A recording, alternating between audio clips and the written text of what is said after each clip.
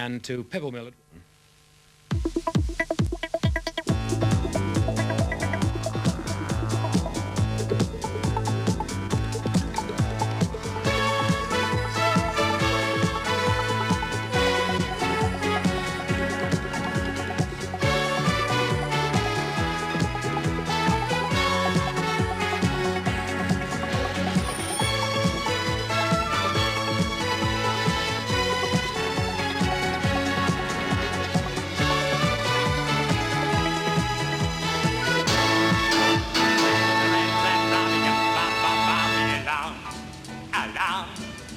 No more sobbing when he stops throbbing his old sweet song. Oh. Wake up, you sleepyhead. Get up, get up, get out of bed. Cheer up, cheer up. Can I believe my eyes after that motley crew of people arriving on the black and white minstrels? And if I live and breathe, it's got to be Di Francis. And it is. Good on you. Now, Di, we're celebrating here 10 years of Pebble Mill at one, but the black and white minstrels can celebrate, what, about 2.5 times that, can't they? 25 years in all, yes, 25. That's a long time. Now, yes. In your own particular case, today is a real milestone in your career, isn't it? Because at the Birmingham Hippodrome, you'll be achieving number, what is it? Number 8,000 performances. Without a break? Without a break, yes. That is yes. astonishing. What an achievement. And it don't seem to die too much. Well, it is tremendous because every time I talk to people, the biggest nostalgia that I hear in light entertainment of the old days of television, people say, when are the black and white minstrels coming back? Is there any word of it? Not at the moment, but I think in the end it's got to come back. It really has to. Because doing it live was nothing at all. You all did these things live in the old days, yes, that's what it was all about. Yes, it was good fun. Great. Well, still is good fun. It's great. As everybody knows, we're collecting for charity, for the great charity, the RNLI. Have you got a bob or two for us from the black and white minstrels? Yes, I have indeed. On behalf of the black and white minstrels, can I present you with our cheque for £100? Oh, that's absolutely marvellous. You're welcome. The black and white minstrels, ladies and gentlemen. Thank you Give them a very big much. hand. Thank you very much.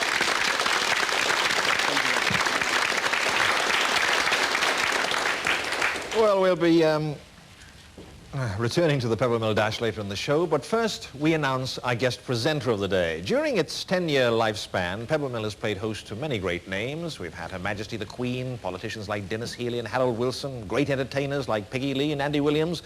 But today it's our pleasure to welcome back one of the legends of the television industry. I mean, of course, that celebrated journalist, interviewer, raconteur, tightrope walker, mechanical wizard, and terror of unbreakable glass manufacturers, David Seymour.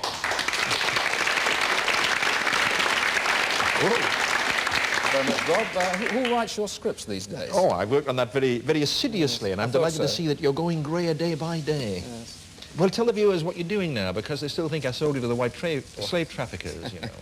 Well, I did 5 years on this programme, and it's 4 years now since I appeared. And I walk in this morning, they shove something in my ear, and they put a microphone on, and they say, you're on television. I haven't been on for a long, long time. I'm a television producer, Bob, for the BBC. I had a smashing group of people in the south of England, BBC South, where we make about 70 half-hour programmes a year.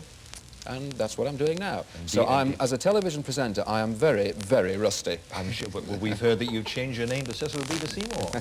Big time.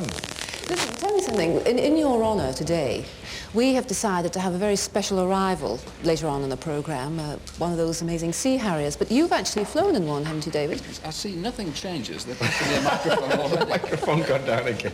Yeah, I love being on this programme, I really did. When you went in the Sea Harrier, did anything go wrong then, or did you have a good trip that time? Well, when I went in the Harrier, I shall never forget the chief test pilot of Hawker Siddeley saying, when we're in the air, if I suddenly leave the aeroplane, he said, you jam down a little lever between your legs and you leave too.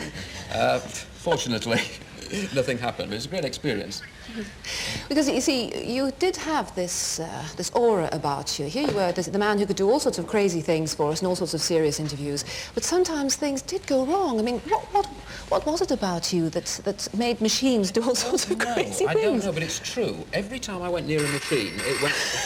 It's happening already. It went badly again. Answer it, David, answer it. Let's see what it is. I told her not to phone me at work. Hold on. Hello. Hello? Yes, I think this is Harrier Control, isn't it? Because they are sending a Harrier up from the south of England today. What time did the Harrier leave? Well, hello, this is Chief Mitten from 800 Squadron at Yeovilton. The Sea Harrier, course line 123, is just about to leave from the Yeovilton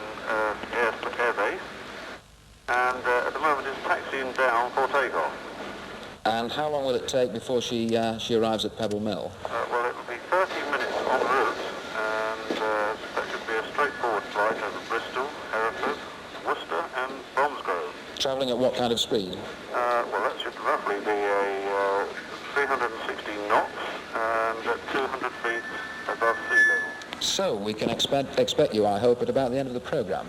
Lovely. As long as RCO doesn't make any bad landings, you should see them there at 13:30. Well, I hope there isn't a bad landing. We want to retain the building, actually. Thanks very much indeed. Okay. Goodbye. Anyhow, we're making you work today, believe me, but in the meantime... Sorry, Manny, we're going to say Well, I was something? just going to say, so if you're around Bristol, what was it, Bristol, Bath, Cheltenham, Gloucester, all the way up there, almost up the M5, watch out, there might be a plane in the sky. I think we'd better hand over to Marjorie now. Marjorie. Well, we may be celebrating 10 years of this programme, but let's go back now 20 years to a rock legend of the 60s. I wonder if you remember this sound.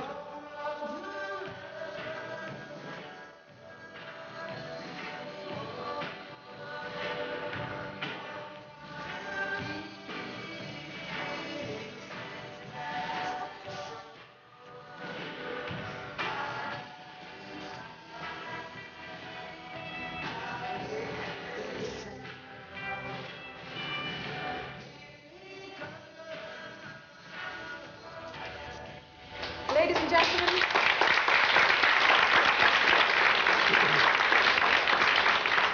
I was going to say, please welcome the good-looking one of the two, Phil Everly. That's a nice thing to say. I Phil, appreciate it's it. very good to see you in this country. I'm having a good time. Now, look, if you were going to arrive on this Pebble-Lark that we're doing this week, how would you have come, do you think?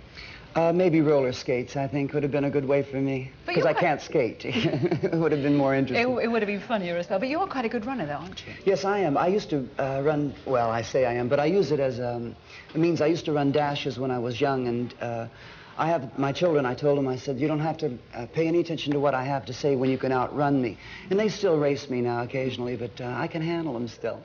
Well, you're almost celebrating 10 years of an anniversary yourself at the moment, because it is almost 10 years ago since you went off on your own and became a solo artist. What did that feel like at the time? Well, it was unusual to do, but when we decided to put away the Everly Brothers and kind of actually we took a couple of years off, and I grew tomatoes and things like that, and got a dog and things, you know, the normal kind of stuff, and it was a long time before I started to perform again, 2 or 3 years. And it's gone along fairly well, you know. I do it kind of in a casual way. I'm getting a little more intense this last year, I think, because I decided to come over here to England to record. Why on earth did you come to England to record? Well, my best friend is a man named Terry Slater, and he is the head man at EMI, and he said, come over here because this is really what's happening. And the English are dominating the charts in the United States, and it seemed a smart thing to do. I met a man named Stuart Coleman, who is the producer, and he had such a great song, and he had so many good ideas that I thought it really might work. And I'm quite hopeful about it. That's very good news that Americans come over here to use all our facilities and our men. That's Well, it's about time. I think that it's turnabout is fair play, and it's good. Now, I know you come from a long line of musicians. I mean, your mum and dad were in the country business as well, weren't they? Country music business. But you've got 2 sons now. Yes. One who's 16, I think, isn't it? Yes, my oldest is 6. Do you think they might team up to be a duo? Well, the youngest is 8, so I doubt that they'll ever become a duo, but my oldest is playing guitar now and writing songs, which are really great, and I really love that. You know, it's the most exciting thing that's happened, really. And I'm quite looking forward to maybe next year bringing him over for tour. That's great. And you as well, of course. We look Well, yeah, forward to that very I much. wouldn't let him go by himself and have such a good time without me. No, you know what happens on the road, of course. Yeah, of course. Will you sing us your latest single? Because I think it's smashing. How would you describe it? What type of music is it? Is it like your old style? No, it's got all the new techniques and all of the, it's got some synthesizer in it, but it's still basically what I always believe in. That's a really good song. It's a song called Louise, and it's a pretty girl. It's smashing. I heard it early this morning, and I'm dying to hear it again. Phil Everly, thank you very much. Enjoy it. And good luck with the song. Thank you. Ladies and gentlemen, Phil Everly.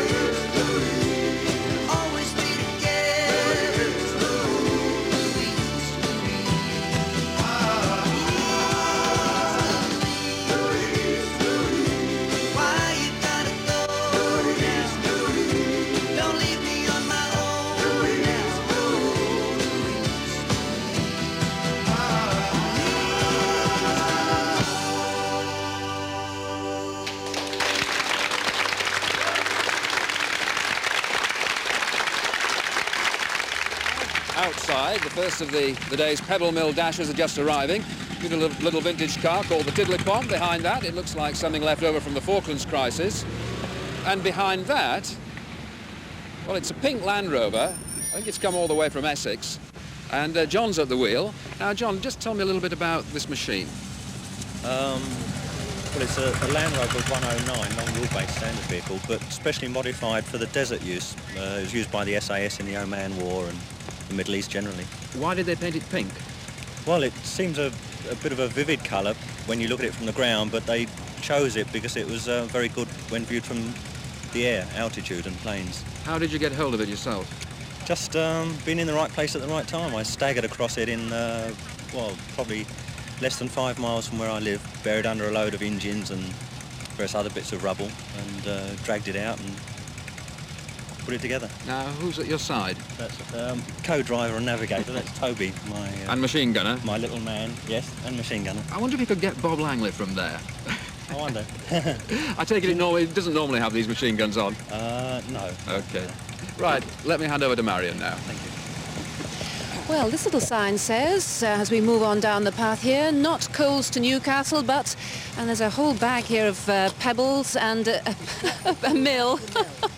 But pebbles to Pebble Mill. Let me introduce you to, I think, our oldest entrant. It's Margaret Mather, is that right? Yes, that's right. And how old are you, Margaret? 71. And how did you get here? Well, I came by train and taxi. So you came in what is a pretty straightforward way for most of us, but because I know you're disabled, you're in a wheelchair, because you're wheeling this. I'm not normally in a wheelchair. I normally get around with this thing.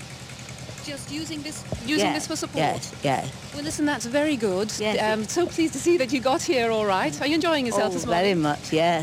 Very good. Well, I think I'll let you wheel out right through to the steps, and we Okay, might let you have some lunch now. Well done. David. Bye-bye.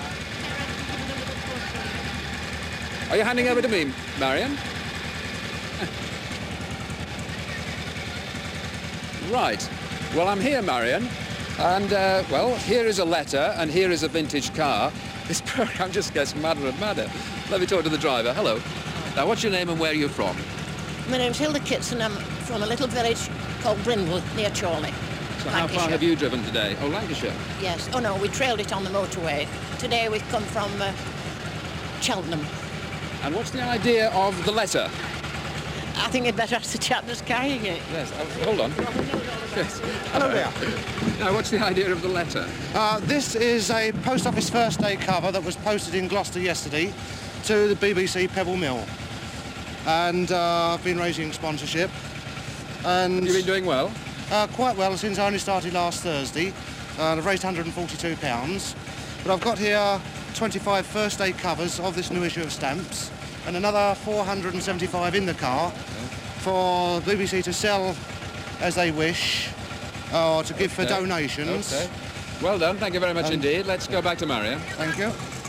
Well, here's another unusual vehicle here. It looks like a six-wheeled vehicle. Tell me, who are you and what is this? Well, I'm Nick Jones and I'm from a little company called Supercat down in Hemyock in Devon. So this is a new British development, is it, the Supercat? Yes, it's something that we've just developed in the last couple of years and we've just started to make a production run of them now. And what is it for, mainly? What sort of land has it been built to travel over? Well, it's designed to carry on, really, where a conventional four-wheel drive vehicle stops.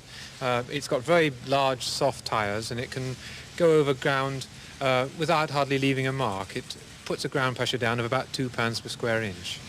Well, listen, I noticed that you seem to be wearing a Navy pullover there, and you've got, is it true that someone tells me you've got a connection, possibly, with the Sea Harrier that's landing in almost a few minutes from now? Well, yes, I have indeed, but let me point out this is not a Navy pullover. In fact, it's one of my own. But, yes, my brother behind me is part of the Sea Harrier team, and when he's not looking after Sea Harriers, he's helping me build Supercats. Well, listen, perhaps I can use all of you. Would you like to bring me down with the Supercat and perhaps David to the Sea Harrier later on? We certainly will, yes. Okay. Right, and we've got one more arrival, David, haven't we? Yes, a late arrival on a motorcycle. From Glaston Dock, Lancaster. So how many miles have you travelled? 146 miles. Yes, I must say I like the Union Jack on the back. Borrowed from the RNLI. Fine. Yeah. And how much do you think you're going to make? It's the 70, 80 pounds, that's all. Good, well done. Good. Okay, It from North. sponsor me so much a mile, you see. Fine. From north, south, east, west, still they come, and there's more coming, and we'll see them a little later. Meanwhile, each day this week we've been looking at yesterday's headlines, casting our minds back to the stories which were in the news 10 years ago when Pebble Mill at 1 began. Now today we're choosing only one story, the story of the Ugandan Asians. It was in September 1972, you may remember, that the first plane load of deportees arrived at Stansted Airport after the Ugandan president, Idi Amin, decided to expel all Asians from his country. By November the 17th of that year, more than 27,000 of them, many friendless and destitute, had arrived in Britain. Among them were the Mogul family, who now live near Leicester. Mr. Mogul, can you recall the days when you were a highly successful businessman in Uganda? Can you recall the feeling you had when you heard the news that you were going to be expelled, and how the other members of the Asian community felt? The initial reaction was one of shock and disbelief. When the reality of the situation sunk in, there was panic and pandemonium. And this feeling of panic was compounded by the fact that the British government announced that they would not take all the British Asians into Britain within the 90 days deadline set by Idi Amin. And this is further aggravated by the fact that all these British Asians had to find money themselves to buy their way out of Uganda, as there was no assistance coming forth from the British government. So not only did they lose their homes and their businesses, but they were only allowed to take out of the country £50. That too after undergoing a lot of bureaucratic mistreatment at the hands of Ugandan officials. Now you were fortunate because you'd seen what was happening and you'd already invested money in Britain, and on top of that you had friends over here living in Leicester. So you had a start. Nevertheless, it was a tremendous adjustment to make. And Mrs. Mogul, I mean, what was the most difficult thing to adjust to when you got to Britain from living in Uganda? First thing, we were uprooted, and second, I had never done any housework, much housework, like washing, cleaning the house and all that. So So you'd had quite a luxurious lifestyle by comparison. Yes, I had domestic help there, servants to do all the housework, cleaning and all that. So I had great difficulty in settling down. So that took a bit of a tuning to it. Yes. Now, let me just chat to the boys, because, I mean, you would have been very young. How old would you be? Well, I was 9 when I came, 9. And did you realise what was going on? Well, when I did realise we were leaving the country, it was a great adventure for me. I was very excited. A plane flight, a new country. It was very exciting. So it was just fun for you? Oh, yes, it was fun for me. And did you ever sort of think back to Uganda with nostalgia? Well, whenever it came up in the news, I used to think back how I used to live. I never used to have any worries, beautiful weather, friends. So it seems idyllic in retrospect. Yes. Yeah. What about you? How old would you be? I was only 7 at the time. Did you know what was going on? Not at the time, I don't think so. It's only some years later I realised the panic my parents were going through at the time, and that our lives were in danger at the time as well. Yeah. And what about now? I mean, are you perfectly settled here? Yeah, I'm settled here. And no problems there? No. And I would have thought, I mean, you must have been so young, you just wouldn't know what was going on at all? 23 when I came here. Yeah. So, I mean, you would just automatically adjust, did you? Yes. And no problems? Well, my mother says that I didn't really settle down, but I can't remember much, actually. That was before your time. Yeah. Did you come across, Mr. Mogul, any hostility among the British people? Because, you know, there was a tremendous kerfuffle about whether or not these Asians would take over British jobs and that kind of thing at the time. There were some minor incidents, but the main problem was that we came into an atmosphere of great hostility, and one could feel the hostility all around oneself. But personally, I did not have any difficult or embarrassing encounters with people in this country. In fact, I was made quite welcome by some people who came to know me, and I did appreciate their attitude at the time. Now, the surprising thing is that in just one decade, you know, the majority of the Asians who came over have become successful businessmen over here. Now, why? Do they just have this special knack for business? The Asian community are a very enterprising community, and they have a joint family system, which means that they can pool the resources quite effectively and build up capital. And then from that capital, which they build up through sheer hard work and by pooling the resources, then they can make a new start into business life. In fact, the current Ugandan government is quite keen to have at least certain members of the Asian community back there again. Yes, that is because Uganda's economy was shattered by Idi Amin's misrule. And the Asians are perhaps now required, or they are wanted back in Uganda, to enable the Ugandan government to repair this shattered economy. so that Uganda's economic life once again becomes thriving as it was before the expulsion of the Asians from Uganda. Now, looking back on it all now, and I mean, you're quite settled and things are going very well for you here, no doubt about that. Do you still feel any sense of bitterness in looking back, or do you just think it's all water under the bridge? Well, one does have a sense of bitterness because we spent so much time in Uganda, we worked so hard, and to have been suddenly uprooted in that brutal fashion is bound to leave scars, and these scars, of course, result in bitterness. But Uganda gave us a good life, for which we were grateful to Uganda, and we always look back with great nostalgia to those days of our lives in Uganda. Thank you all very much indeed. Thank you. One of the things I always used to love about this programme was its zest and its sheer sense of fun, and sometimes its zaniness. Now, here's another of the Pebble Mill dashes. It says, the Beautiful Bottom Company, Shirl's Girls, Retford to Brum by Bum. Their words, not mine, because these are bottom walkers. 6 of them, and who is the chief bottom walker? Shirley Reese. And how far have you travelled, Shirley? About 93 miles. And what have you been doing all the way? Walking on our bottoms. Well, what does it do for you? Tones up the muscles in the bottom. Oh, really? Are you sure about that? And are you sure you've been doing it all the way? All the way, yes. That's the driving on the way. Well, what are your posteriors feeling like now, ladies? A little bit sore. How much have you raised? About £370. Do you do this sort of thing regularly, by the way? Yes. Oh. I teach keeping actually, and these ladies all attend my classes. Well, bottom walking's absolutely new to me. Yes.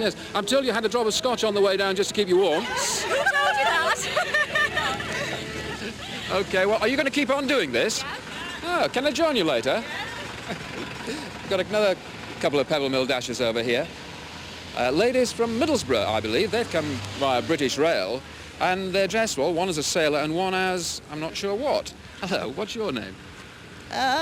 Jack. Jack Tar. Oh. Yes? And how much money do you think you've raised? We haven't a clue yet till we get home. Yes. And just describe what's next to you. Well, can't you see it's a parcel? Yes, and what's inside the parcel? Have I to show you? Please show me, yes. I wish I hadn't asked now. Can I help? Oh, yes, please. Yeah? Hold on. Dare I lift it? No, perhaps I better not. It's got caught up, I'm afraid. It's got snagged up. Oh, Lord. Right, well, it's a sailor and it's a parrot from Middlesbrough. And I think the parrot will only squawk at me. So... That's right, yes. Oh, dear. Let's, thank you very much. Well done. Let's go over to Marjorie. OK, well, purring down the drive here, arriving in real style. Can this be a Rolls Royce? Halt, young man. This is absolutely beautiful. God, can I join you here? Yes. Are you cold? Yes, rather cold. You must be. Yes. Open air all the way from where? Derby, we come down from Derby. Derby. Yeah. So that's not too many miles, is No, it? it's jolly cold though this morning. Is this your car? It is. It is, yes. What do the people in Derby think about you driving around the streets in this? Oh, they think it's absolutely marvellous. They really Particularly do. old age pensioners, because they remember this vehicle in Derby work. I'm sure they do, yes. Yeah. What sort of car is this? I It's know a Rolls-Royce 20 horse. Yes. It's 1927. Yeah. And it's been restored from virtually scrap. You yes, restored yes, it? with friends, yes. Clever lad. Yes. And I gather some friends also have sponsored you, haven't they? Oh, yes, all our friends and associates. Well, I didn't ask your name. Keith. Keith and Faye and Kidger. Faye. Faye, well, Yes. congratulations to you both That's for all right. arriving here. No breakdowns on the way? No, it's a Rolls-Royce, How madam. much money have you brought with you? £195, That's actually. splendid. Yes, we've done Well, if I let you go in and get warm, you park your That's- beautiful Rolls Royce, I'll jump That's off. very kind of you. Right. Thanks for coming. Bye-bye. See you later. Bye-bye. David. Next, and I think our last arrival for the time being anyway, is a bed with a dinghy on top and a casualty inside, and along the bottom it says UHWMC. I'm not familiar with those initials. What do they stand for? It's University Hospital of Wales Motor Club. And how did you get here? We pushed the bed. All the way? Most of the way, because we couldn't go on the motorway with it, so we put it in the van on the motorway and then pushed it from the motorway back up here again. Yeah. Any casualties along the way? Because there's quite a lot of you here. Only the bed, actually. We had a blowout with the wheel, and you see the tyre come off, so we had to carry on with just running on the bare wheel on the back end, apart from the one that we've already had. Sounds pretty hard going. It was hard work, actually, but there wasn't too many hills. Most of them were downhill, so we all jumped on the scooters, really. And you've raised a bob or two? Yes, we raised over £200 back home, and we've got £23 we collected on the way up in a bedpan, which we got to get, you know. OK, well, congratulations. Let's move over to Marjorie. Well, you see, I've had a ride in a Rolls Royce, and now I'm just about to have some champagne with Bill Eakin. Bill of building fame. 7 years on Pebble Mill, Bill. That's right. Yes, we had a lot of fun. What's the idea of arriving in a bath? Well, you see, when I was asked to come on the programme, they said, bring a bath, because I was down at the at the Home Improvement Exhibition at Earls Court. And so this has come all the way up. It'll go back again for the Home Improvement weekend. Yeah. And here we are, this sumptuous marble-style bath. It's absolutely magnificent. You must be the cleanest entrant we've had all week. Well, that's right. It's made, actually, out of onyx mixed with a powder, and they mould it to all special shapes and things, all custom-built, one-off. A space, actually, to fit you, because you're quite a tall guy. Exactly. The whole thing with bath bidet, the lot's about 10 grand. We won't talk about the price. We'll just say cheers. Thank you very much for coming. Well done for 10 years. Thank you. Back to the studio. Except there's one thing. Well, you know, the next 7 minutes of this programme are really designed for blue eyes. You know, worried blue eyes who used to write into the Agony aunts. We're going to find out if worried blue eyes really does exist and whether he's still worrying about the same things with 3 of Britain's best-known Agony aunts, or at least one of them's an Agony uncle, but we'll meet him in just a moment. But most importantly of all, Claire Rayner, you and I joined this programme on the very same day, 9 years ago. Do you remember? We sat here and shivered. And look at us both, still charmingly pneumatic. Oh, but all sorts of things have happened to you. I mean, you're now a hugely best-selling author. Thank you, dear. Novelist. I mean, they're doing very well. And they're doing better than very well. They're doing sensationally well. Because you're the hardest working lady I've ever known. Oh, I don't know. You do pretty well, Donny. No, I mean, you keep 2 secretaries going. You keep... What do you mean 2? There are 6 people who work for me, who are absolutely marvellous. It's the letters, of course, take a lot of typing, and the books are quite long. I mean, the book that's out now, the one that I'm sort of promoting quite hard at the moment, was 250,000 words long, and that's a lot of typing time. And Maggie, who typed that, was wonderful, you know.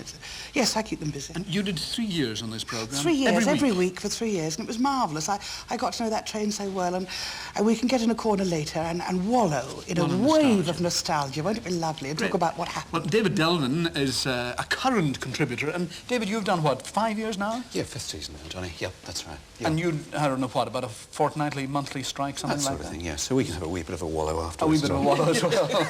And Anna Rayburn. Now, Anna, could I put to you the point that I'm going to put to everyone? In 10 years, which is the period, you know, the sort of insignificant or significant period that we're trying to celebrate this week, 10 years, what do you think has changed in Britain? We're supposed to have come through a permissive society. Does worried blue eyes still exist? Oh, I think worried blue eyes. The only thing I get worried about worried blue eyes is it's always blue eyes. You know, I always think that's terribly discriminatory about all the brown and grey and hazel that we also hear from. Yes, I think there's still worried blue eyes. I don't think actually things change as much as people think they do. One of the things the media does is make it sound as if change is something that happens like between last Tuesday and this Tuesday, and actually it's much slower than that. There have been changes, but they have been slower. It's much more like a drip coffee machine going slowly, slowly, slowly than it is, you know, the permissive society, gaboom, and we throw that away and suddenly we're into the new Britain. I don't think it's been like that at all. I know you're deeply suspicious of statistics, aren't you? Deeply. My father always told me there were lies, darned lies and statistics, and I tend to agree with him. Unless you can analyse them, sure. I think it's very dangerous to accept them at face value. Claire, do you think that things have changed or haven't changed? Anna's absolutely right. I'll tell you something interesting. I got here today. After all this time, there were letters for me, and I looked at them, and the problems are just the same problems that I was being presented with, you know, at the beginning, 10 years ago. Nothing, people don't change. The way they present their problems might change. When I started in the, quote, agony business, I got a lot of letters from girls saying, I'm pregnant, how can I get my baby adopted? Now, the girls will write and say, I'm pregnant, how can I arrange about an abortion? The basic problem is that people still get pregnant when they don't want to. That hasn't changed. David, surely the subjects that you are allowed to talk about have changed, or that people will write to you about. Yeah, surely that's right. Exactly the same way as in a doctor's surgery. People will come in and talk much more frankly than they did 10 years ago, Donny. But I do think things have changed quite a lot in some ways. In what way? And the one that worries me particularly is the sort of loss of romance which we've seen over the last 10 years. You know, I'm an incurable romantic at heart. And I'm worried by this fact that a lot of the letters you get, a lot of the patients you see, it's this business of man and woman go out together, and it's sex, you know, and you don't have this long, lovely romance that you used to have, because there are these terrific pressures on women to sort of hop into bed with a bloke on the first date. There are pressures on the man as well these days. You know, they've all seen these James Bond films, and they think that a real man is very macho and he seduces the lady on the first date. So, I'd like to see the end of it. So what about that, Anna? Romance is gone, is that right? I don't think it's gone at all. I really don't. I understand what David's saying, and I do think it's very frightening, particularly the amount of pressure there is on young people to have sexual lives by which they may be like all the stories their school friends tell them, which very often are stories. And I do think that life is much more full of people leading sexual lives than anybody wants to think about when they start moralising. I don't think romance is gone, David. I think there are people who are now ashamed to tell you that they are romantic. Are you romantic? Oh, horribly. I mean, my vision of romance is different. You see, I hate the word because the word has come to mean that you lie on your mock Louis XV chaise longue in your nylon ruffles with your inch-long pearlised nails and your carefully arranged hairdo, and some gent climbs over Dorman Long's bridges to bring you a box of a brand of chocolate I can't name. Well, I don't think that's romantic. I think that's fantasy land, and it's silly. I'll tell you what I think is romantic. What is romantic is when your husband or your boyfriend goes away and you have a terrible cold and you think, I will use the day that he's away to clean out the lumber room.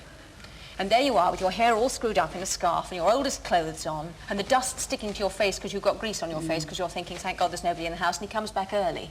And you stand at the top of the stairs with the duster falling out of your hand saying, but you're early, and you plan to have a bath and put on something pretty and lower the lights and do the whole business, and he says, I think you look beautiful. No, that is romantic. That is romantic. She ought to be writing, you know, if you know what I mean. But the interesting thing is that this is just the sort of romance, in fact, that is booming in fiction.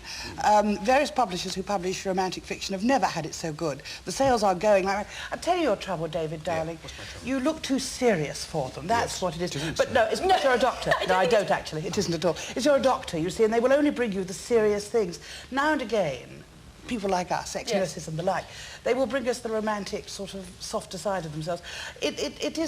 It is there, I promise you. The romance is still there, as Anna says, in perhaps slightly different hat.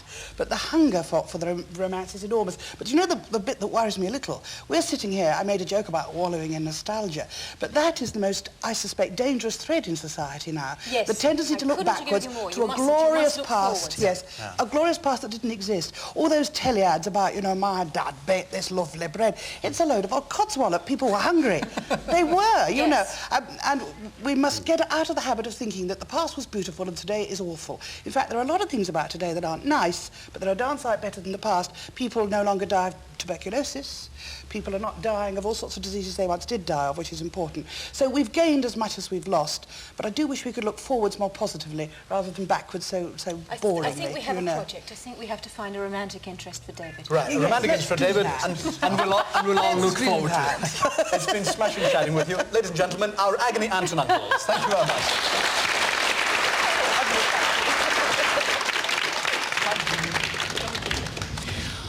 Well, now, here we are. We've borrowed the Supercat to move around the field, and I believe just up above us, the Harrier is actually on its way in. This is quite an exciting moment for everyone. Everyone's standing very carefully around the edge of the field, waiting for it to come in. It's actually being piloted by Lieutenant Commander Andy Auld, who is the commanding officer of 800 Naval Air Squadron on the Hermes. In fact, we're delighted to tell you that Andy Auld not only flew his Harrier in the Victory Parade flypast on Tuesday, he also received the Distinguished Service Cross in this week's Falklands Awards, as I might add did our previous Harrier pilot commander Nigel Ward. So they're setting up quite a tradition here, and we'll be able to congratulate Andy just in a few moments as he comes in. I'm just looking around there as he comes in through the cloud, which is fairly low. I might just mention at this point that the landing strip has been built in the last by men of the 11th Field Squadron of the Royal Engineers. They were the same men who built the first Harrier landing strip at San Carlos and repaired the runway at Stanley. So they do tell me that this one was a lot easier for them. Now I can hear the plane coming in now, and he's being talked down by Lieutenant Commander Hugh Slade. And as the noise, in fact, gets worse, let's listen in to some of the things that they're saying.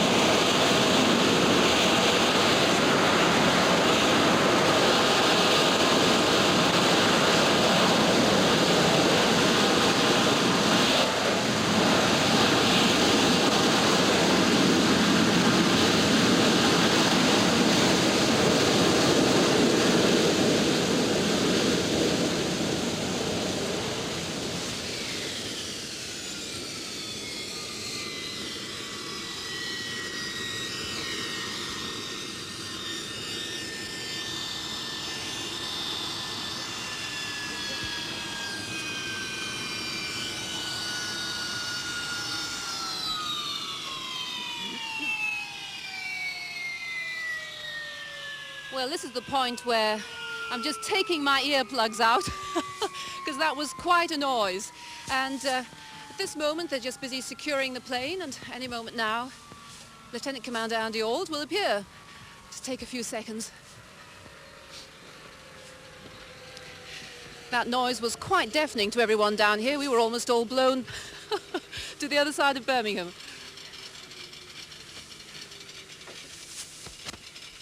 Andy's unstrapping himself at the moment.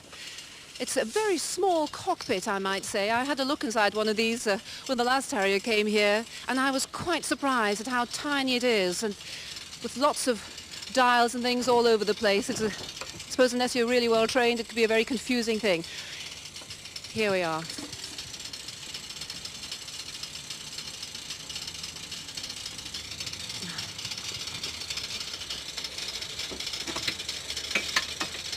Hello, Andy. Very pleased to see you. Come round and let's take a look at this smashing plane of yours. Many congratulations, by the way, on the little award that you got earlier this week. But tell me something about that trip that you had down to the South Atlantic, because I think it really started, it was pretty heavy for you right from the beginning of May, wasn't it? Oh yes, the Sea Harriers were right in the thick of it, right from the very beginning. Started for us May the 1st. With that, the opening raid on Port Stanley. Because that was quite grim, was it? Because there was a lot of fire there, and you were all being rather daring doing it. Well, I'm smiling a lot now, but I'm not so sure I was smiling at the time. And of course, it's very difficult for us to say yes, there was a lot, because we never had anything to measure it against. No yardstick to compare it with. So we didn't really know, but yes, it did seem a lot. So after that early start, in fact, the Harrier ended up being called the Black Death, and that was partly because of just how good you all were in those early days, but also, I gather, because the plane itself had new colours, didn't it, down there? Yes, we put it into war paint, the colour that you see it in now, and in fact, we like it so much, I think we're going to keep it, perhaps just a slightly lighter shade. There's a lot of debate at the moment and discussion on, and it's a matter of taste, really, but I think we're going to keep it fairly dark. When you were actually, well, after the first blooding, so to speak, and when things moved on through those long weeks, just how many missions or sorties were you doing every day? About, on very busy days, 4 sorties per day would be a fair thing to say. And of course, on top of that, we were holding day and night alerts in the cockpit. So it was a fairly busy time for us, yes. What was that like? Are you saying you sat there for hours? Difficult to remember now. It was some 6 months ago. But yes, I do remember being very tired on occasion, certainly during the busiest days, which were surrounding the landings at Port San Carlos. And not just the aircrew either were busy. Our sailors were working some 84 hours a week. Kept fairly busy keeping the aircraft serviceable. Because in fact, I gather that usually you have, about 5 or 6 Harriers on Hermes, but you ended up with, 3 or 4 times that? Yes, certainly. Steady state was about 12 aircraft, because of course we were supplemented. 800 is Hermes Residence Squadron, and of course we were supplemented by our headquarters and training squadron 899, who are also based at Yeovilton. So that must have created enormous difficulties, because if you had 3-4 times as many planes that you normally have, and you had all the maintenance in terrible weather conditions, I mean, this must have been extremely difficult for everyone who was also looking after the planes, as well as the ones who were flying them. Yes, I'm sure it was, but we did work our way up to it. And I felt that by the time we arrived down in the area, that we were handling double the number of aircraft and Sea Harriers and helicopters really very well. The flight deck crew on board the Hermes did a really good job, super job. So what do you think now of the Sea Harrier, now that it has seen sort of operational missions and this type of thing? How well do you feel it did? Well, that's always a difficult question for a pilot, because I think the last aircraft he ever flies is always the best aircraft. I've moved from Phantoms on to Sea Harriers, and Sea Harrier is certainly a pilot's aircraft, and it did very well for us down in the South Atlantic. I'm very well pleased with it. Well, you've done very well today. You were still at Yeovilton when our programme started, and you just sort of hopped up here Yes. in the space of about less than half an hour. That's right. It took me 3 hours to drive here the other day and about 50 minutes to get here this afternoon. What's for you next? Any special plans next? Hope anywhere interesting? No, I'm looking forward to getting a fully operational squadron again. Well, thank you for coming up. All our Pebble Mill Dash people are all crowding around here. We've now got to ask David Seymour, who has actually won our prize for today. Hello, and so who are you going to give the award to, David? Well, I'm still in a state of shock, actually, after standing too near the Harrier. But I think, actually, the Shirles girls who came down from Retford on their bottoms... what was it now? Where are they? Where are To they? grub There on they their are. bums. Come on, girls. Come out to the And they front. do have the nicest bottoms anyway. Well done, everybody. Bye from us. Join us again at 1 o'clock tomorrow. Bye-bye. Goodbye.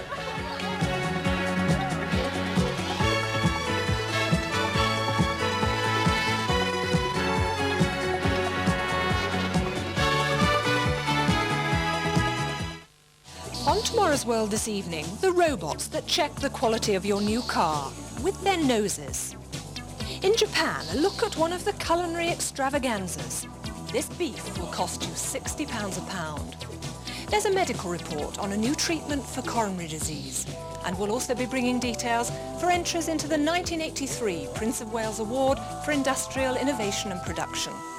Tomorrow's World, live tonight from Television Centre at 7 o'clock. This is BBC One. And now today's Seesaw programme takes us on another visit to Camberwick Green.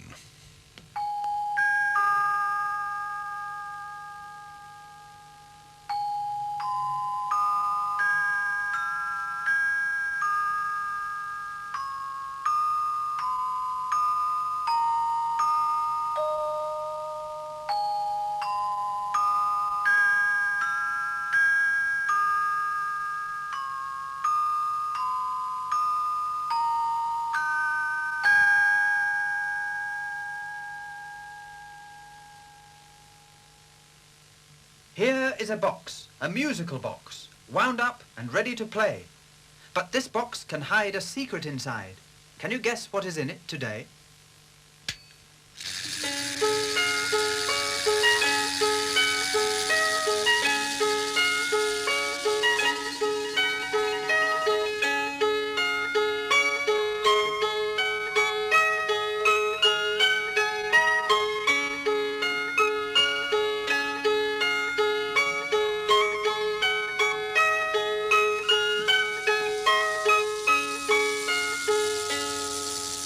It's Mr. Crockett.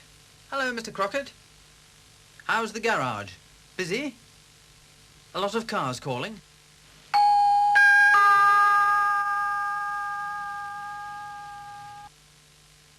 That's right, keep it all ship-shape and Bristol fashion. If your car is needing petrol, if your van has broken down, if your motorcycle engine starts to stick, then go to Crockett's Garage, to Mr. Crockett's Garage. He will do the work, and he'll do it very quick. Fill her up, the petrol pumps are working. Pump them up, you know what tires are. Hurry up, there is no time for shirking if you want a very super sort of car. Here's the army truck from Pippin Fort. Mr. Crockett asks the driver what he wants. He takes the cap off the top of the bonnet, picks up his water can and fills up with water. Now for petrol. Fill her up, the petrol pumps are working. Pump them up, you know what tires are. Hurry up, there's no time for shirking if you want a very super sort of car.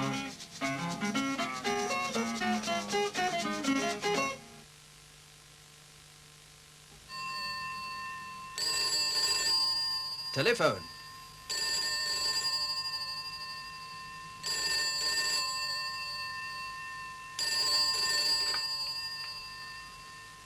A van broken down? In Camberwick Green? Please come quickly. Mr. Crockett must hurry to the rescue.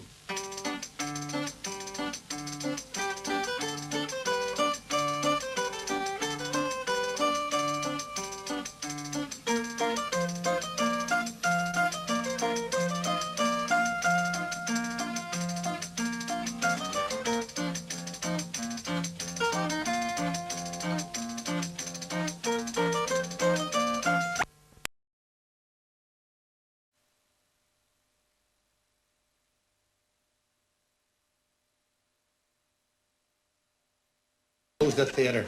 Listen, is that one of your father's jokes? What are you then? One of your mothers?